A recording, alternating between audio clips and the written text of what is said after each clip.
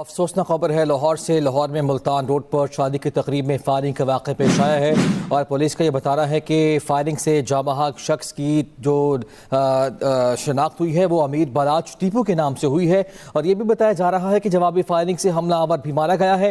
अमीर बालाच के 2 गार्ड्स भी इसमें जख्मी हुए हैं। अफसोसनाक खबर लाहौर से। मुल्तान रोड पर शादी की तकरीब में फायरिंग का वाक़या, अमीर बालाच टीपू कत्ल। पुलिस का ये बताना है कि जवाबी फायरिंग से हमलावर भी मारा गया और अमीर बालाच टीपू के 2 गार्ड्स जख्मी भी हुए हैं। लाहौर में मुल्तान रोड पर शादी की तकरीब में फायरिंग, जिसमें अमीर बालाच टीपू कत्ल।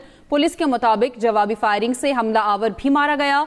अमीर बालाच के 2 गार्ड जख्मी हुए हैं। इस बारे में आपको बता रहे हैं, लाहौर में मुल्तान रोड पर शादी की तकरीब में फायरिंग का वाकया पेश आया, जिसमें अमीर बालाच टीपू कत्ल हो गए हैं।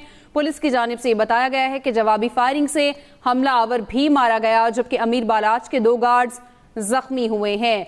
लाहौर में मुल्तान रोड पर शादी की तकरीब में फायरिंग का ये वाकया पेश आया है, जिसमें अमीर बालाच टीपू कत्ल हो गए हैं। बात करते हैं अपने नुमाइंदे, क्या डिटेल्स हैं?